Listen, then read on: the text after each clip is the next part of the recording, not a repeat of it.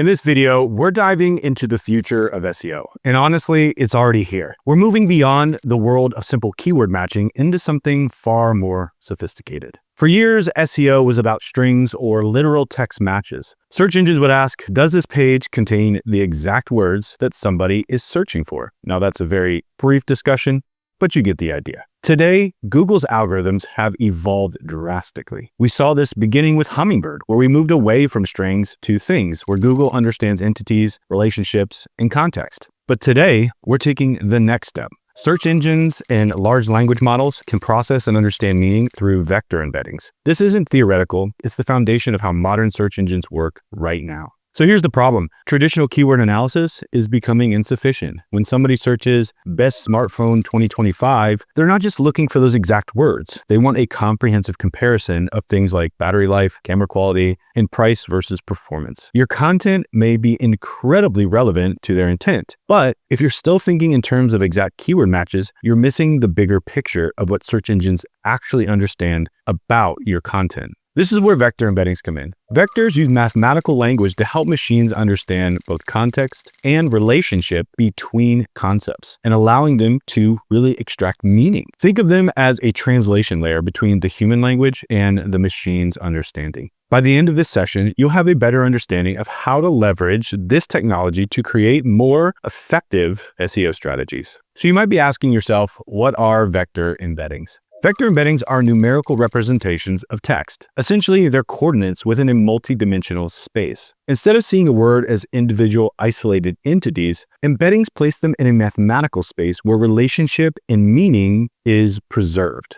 To help us better grasp this concept, let's walk through a quick analogy. Imagine a vast multidimensional space where every word, every phrase, and every concept has a specific location. Words with similar meaning are clustered together, while unrelated concepts sit further apart. For example, a term like king and queen would be positioned closer together because they're related, but apple and banana would be near to each other because they live in the fruit neighborhood. But king and banana would be much further apart. So how are vector embeddings made? Well, advanced AI models like Google's Gemini, ChatGPT, and others analyze massive amounts of text to understand how each word relates to one another within context. They do this by converting text into multidimensional vector points. Then they apply something like cosine similarity to measure the relationship between these concepts, or really the distance between these concepts within that multidimensional space. They can do this with either words, sentences, paragraphs, documents, and more. Now, a key concept to understand is cosine similarity. Cosine similarity measures how far two embeddings are from each other. A score of 1 means that they have an identical meaning. 0 means that they have no relationship, and -1 means that they have opposite meanings or that they're opposite concepts. In SEO terms, higher the similarity score indicates a stronger topical relevance. Now, don't worry, you won't have to learn any math. You just need to grasp the overall concepts. Now let's talk about some core applications within advanced SEO. Now that we talked about the what, it's time to get a little more practical. One area that vector embeddings make a huge impact is in content optimization. Traditional SEOs may ask, does my content contain the right keywords, phrases, or topics? But vector-based SEO is much more concerned with how well the content's meaning aligns with the user's intent. This shift is critical because search engines now understand that somebody searching for the term reliable family vehicle and dependable car for parents are essentially looking for the same thing, even though they share no exact keywords. You can now mathematically measure how well your content matches target queries by comparing them with vector embeddings. This goes far beyond keyword density or exact match phrases. For instance, if your target query is something like sustainable web design practices, you can score well with your content if it covers concepts like green hosting, efficient code, renewable energy servers, eco-friendly UX design, even if those phrases aren't actually in your original keyword list. Another area that vector embeddings are extremely powerful is in content gap analysis and topic clustering. Vector embeddings reveal content gaps that keyword analysis might miss. You can compare your content's semantic coverage against top-ranking competitors to identify missing subtopics or even concepts. Topic clustering becomes incredibly powerful here. Instead of grouping content by shared keywords, you can group by shared meaning. This might reveal that your email marketing and your customer retention content should be more closely linked, or that your local SEO article could benefit from connecting to your Google My Business guide. So now we're going to go into a demo. I'm going to show you how we can pull keywords from SE ranking and do a SERP analysis and take that data, vectorize that data, and reveal some deep insights.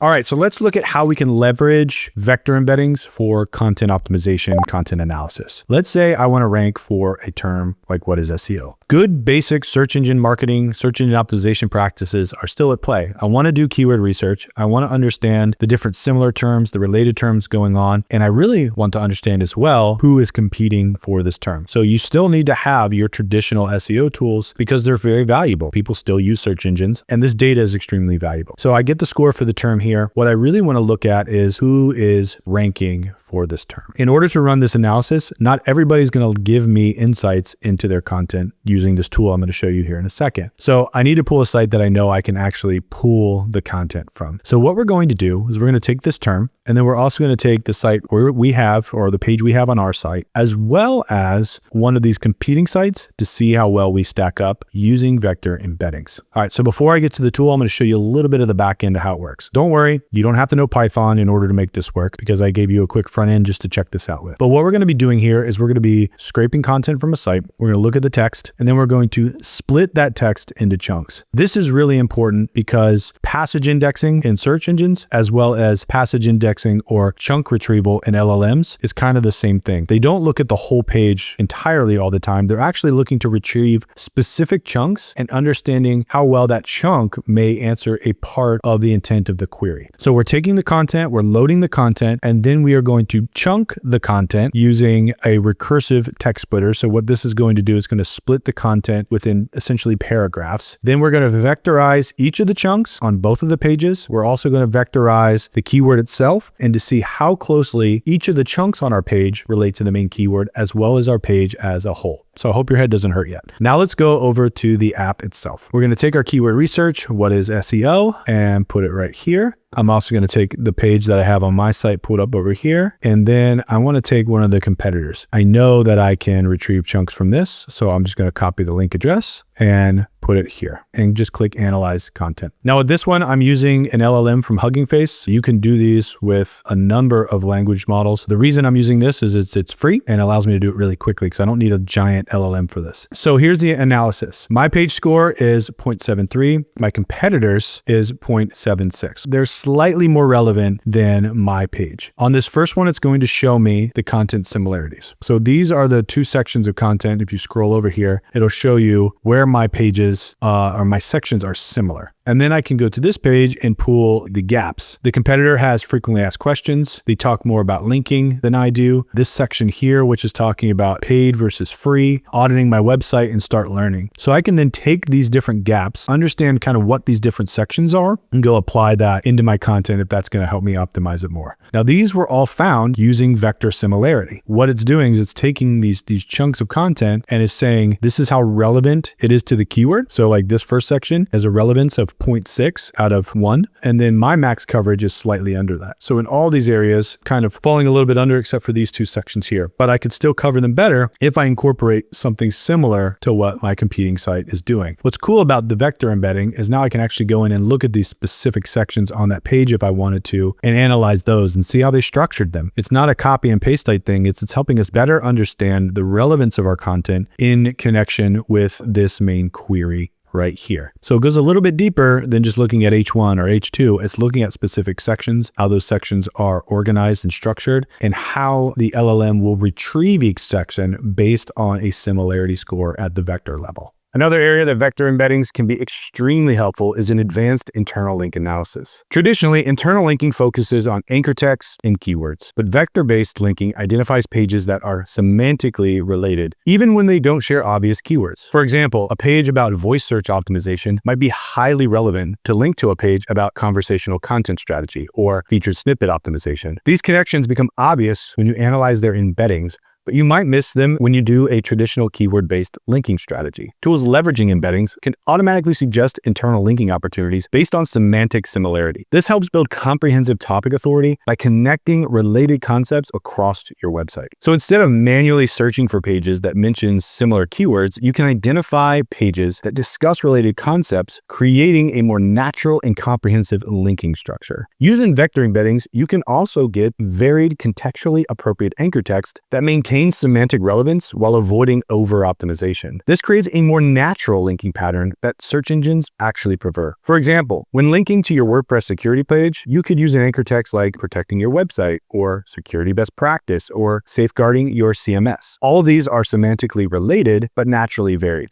All right, so let's see how we can actually apply this in the real world. We're going to be leveraging Screaming Frog's new analysis that allows us to pool vector embeddings within our content and then run some very quick internal link optimization with those vector embeddings. Finding internal link opportunities can often be hard. Most of the systems today are really built either around keywords or titles or things of that nature. But like we said in the training, vectors get to the meaning of the content. It looks for semantic relevance. And so we can leverage vector embeddings and help us to find better connections or maybe missed connections on our site. Now, to pull this off, you're going to need an API, and I recommend a Gemini API, and you're also going to need Screaming Frog. Inside of Screaming Frog, they've made an update that actually will do vector embeddings during a crawl. This makes it much easier, especially if you're not so much of a technical person. What you're going to want to do is go to your configuration and your crawl config, and this is going to set up all the different things you need to do. The first step is to make sure that you're storing and you're rendering the HTML. This is essential in order to pull vector embeddings. We need content, and that content has to be stored so that the tool can then vectorize that content. Now, if we go down here to the content, you'll see this little thing that says embeddings. Now we're going to go ahead and turn these on. You're going to want to just go ahead and turn everything on. I like all that stuff. And you'll notice here I've got a warning. It's because I need to configure the embedding prompt from the AI provider.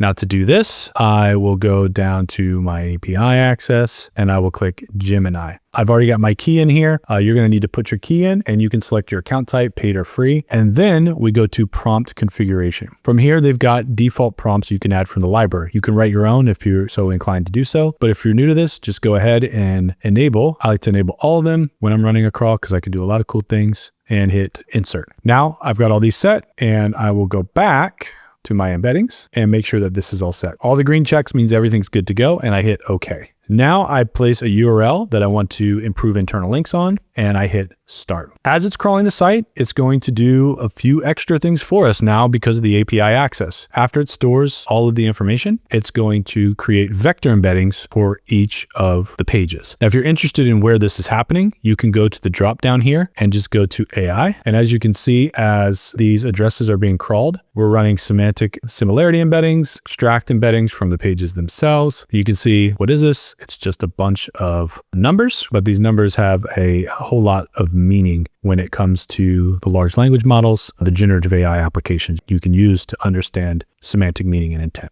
So I chose a small site on purpose, and what I want to do is from this AI tab, go ahead and export this and name it whatever it is and save it. The next thing you want to do is go up to the top, and you have bulk reports, and under links, do all in links and give another descriptive name to it as well, and hit save. Now that Screaming Frog's done the heavy lifting for you, you can go back to this tool. All you need to do is upload your data. So this top one will be your inlinks data. So we've got all the inlinks here, and this bottom one will be all of our AI data, and we'll put that here as well. Now within this tool, you have a couple options. You can choose how many links you're looking for per each source, 1 up to 20. And then you can also choose the similarity threshold. Remember, when we talk about embeddings, a 1 is exactly similar. It's the same thing. A 0 is not similar at all. A 0.7 is kind of somewhere along that top end, right? They are going to have some semantic relevancy with each other. Once you're done and they've loaded, hit submit, and this tool will process it. And it'll tell you the source page, and it'll tell you the page you should be linking to. It'll show how similar that page is to the source page and the type of anchor text that you should be using when linking these two pages together. Now, this is a smaller site, so I might want to look and see which one of these pages, these service pages that have, okay, agriculture and commercial are very highly related. Agriculture and commercial deck railing.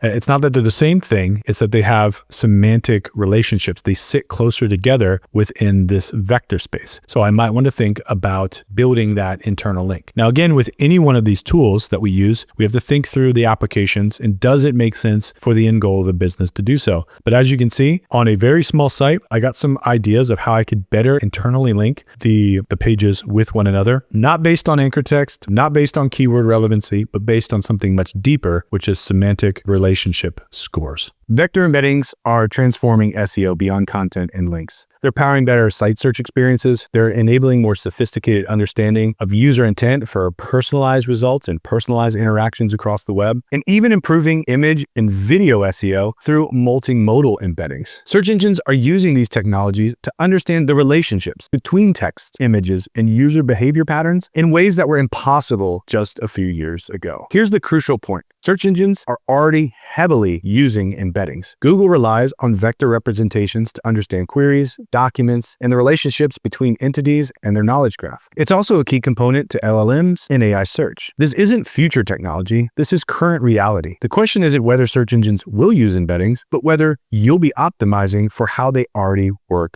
today. As we close out this session, I want to leave you with 4 critical takeaways. The first is understanding meaning is now essential. AI-powered search requires semantic optimization, not just keyword optimization. 2, vector embeddings are the foundation. They're how machines understand and process meaning in text. Practical applications do exist today. Use embeddings for deeper content analysis, identify content gaps based on meaning, and build effective internal linking strategies. And the last one is please take time to continuously learn. This field evolves rapidly. You need to experiment. You need to stay current with new tools and techniques. This is essential for maintaining a competitive advantage. Now, one last thing, and I really want to stress this. Vector embeddings aren't the secret weapon. They're not the silver bullet that's going to magically make you rank. Just like any tool, we have to take that information, we have to put it into practice, we have to see how well it's working and continue to shift and apply new concepts and techniques to get the best results in the end. This is just one way for us to better understand the depths of our content, how we can better optimize it for our users to give them the information they need and build trust with them. So hopefully we can have some sort of online relationship in the future. I hope you found this helpful. I hope you found it interesting. If you have any questions, I'd love to stay connected and help you in this journey as well.